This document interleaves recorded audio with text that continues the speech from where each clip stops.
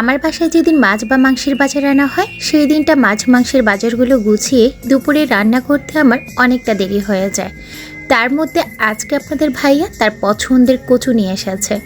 বাজার গুছিয়ে তার পছন্দের কচু চিংড়ি রান্না করলাম দুপুরের জন্য। আসসালামু আলাইকুম। মাছ মাংসের বাজার বলতে আমার মাছের বাজারটাই আসলে বেশি প্রয়োজন ছিল। ফ্রিজে মুরগির মাংস এবং গরুর মাংস ছিল, তো আপনাদের ভাইয়াকে বাজারে পাঠিয়েছি যাতে কয়েকদিনের জন্য মানে 4-5 দিন হয় আমার এইরকম কিছু মাছ নিয়ে আসে। তো তার মধ্যে আমি বলেছিলাম আমার জন্য পাঙ্গাস মাছ আনতে, কারণ পাঙ্গাস মাছ আমার ভীষণ পছন্দের মাছ। তো আপনাদের ভাইয়া মাছের সাথে সাথে তার পছন্দের একটা সবজিও নিয়ে এসেছে। এমনিতেই বাজার আনলে সেগুলো গুছিয়ে বা বাজার আনতে যেহেতু দেরি হয়, গুছিয়ে দুপুরে রান্না করতে আমার অনেকটা দেরি হয়ে যায়।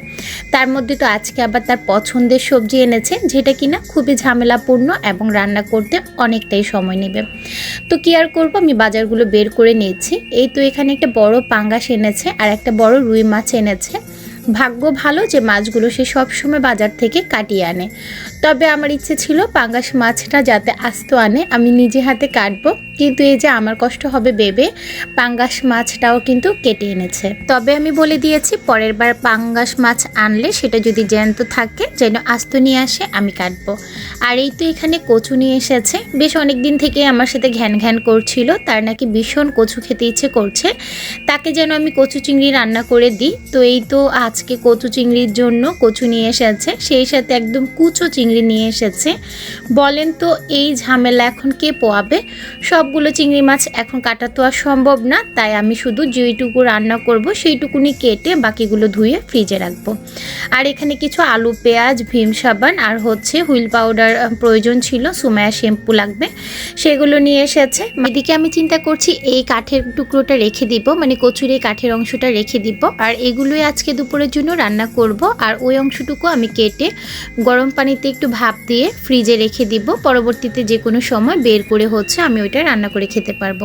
তো সব সময় কচু আনলে কিন্তু কচুটা আমিই কাটি, এবার কিন্তু আর আমি কাটলাম না, সুমাইয়াকে দেখিয়ে দিচ্ছি। আর সুমাইয়া হচ্ছে কচুটা কেটে নিচ্ছে।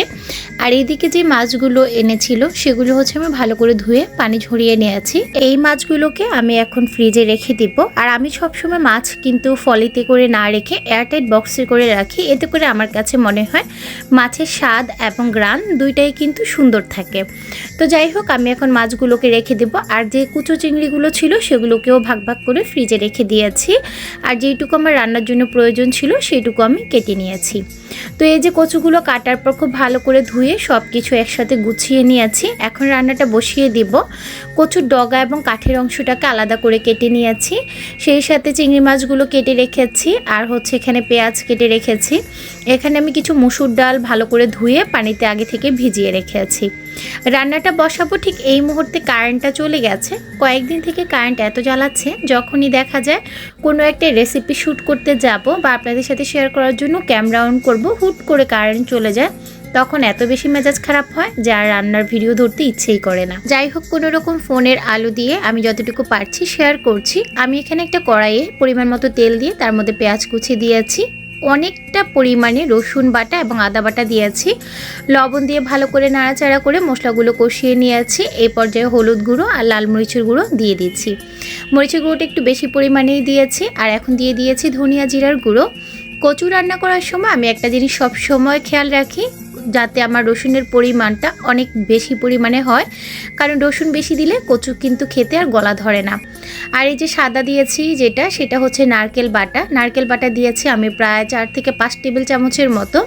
তারপর সেটা দিয়ে ভালো করে নাড়াচাড়া করে কষিয়ে মসুর ডালটা দিয়ে দিয়েছি। মসুর ডাল দেওয়ার পর কিছুটা পানি দিয়ে ভালো করে আমি মশলাগুলোকে কষিয়ে এখন হচ্ছে কুচো চিংড়িগুলো দিয়ে দিচ্ছি। যেহেতু কারেন্ট ছিল না, রান্নাঘরটা ভীষণ অন্ধকার ছিল, তাই বারবার করে ভিডিও ধরতে পারছিলাম না। যতটুকু পেরেছি আপনাদের সাথে শেয়ার করার জন্য ঠিক ততটুকুই ধরেছি। মশলাগুলো কষিয়ে আসার পর আমি এখানে যে কাঠের অংশটা আছে কচুর, সেটা প্রথমে দিয়ে দিয়েছি। দিয়ে খুব ভালো করে মশলার সাথে নাড়াচাড়া করে একটা ঢাকনা দিয়ে ঢেকে দিব। আর এগুলো যখন কিছুটা কষে আসবে ঠিক তখনই এই ডগার অংশটাও দিয়ে দিব। দিয়ে আবারও খুব ভালো করে নাড়াচাড়া করে কিছুটা পানি দিয়ে আমি এটাকে কষিয়ে নেব। চুলার আঁচটা কিন্তু আমি একদম লো হিটে রেখে এগুলোকে কষিয়ে নিয়েছি। আর এই যে অফ ক্যামেরাতে দেখেন মোটামুটি আমার কচু কচুটা কিন্তু সিদ্ধ হতে শুরু করেছে। এই পর্যায়ে আমি বেশ কয়েকটা কাঁচামরিচ দিয়ে এখন আবার ঢাকনা দিয়ে ঢেকে অপেক্ষা করব রান্নাটা হওয়া পর্যন্ত। যখনই রান্নাটা হয়ে যাবে, মানে কচুগুলো একদম সিদ্ধ হয়ে যাবে, ঠিক তখনই হচ্ছে আমি উপর থেকে ধনিয়া পাতা কুচি দিয়ে খুব ভালো করে নাড়াচাড়া করে দিচ্ছি। এই কচুটা যে এত বেশি মজা হয়েছে, আমার বিশ্বাস করেন জিভে এখনই পানি চলে এসেছে।